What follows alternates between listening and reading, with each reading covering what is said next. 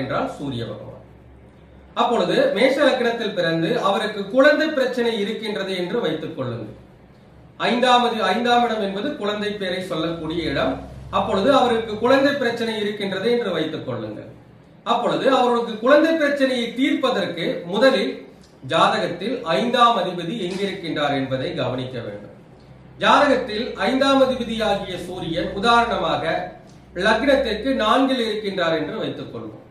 4ஆம் இடத்தில், அதாவது மேஷ லக்னத்திற்கு 5ஆம் அதிபதியாகிய சூரிய பகவான் கடகத்தில் அமர்கின்ற பொழுது கடக ராசியில் புனர்பூசம், பூசம், ஆயில்யம் இந்த 3 நட்சத்திரத்தில் ஏதேனும் ஒரு நட்சத்திரத்தில் தான் இந்த சூரிய பகவான் அமர்ந்திருப்பார்.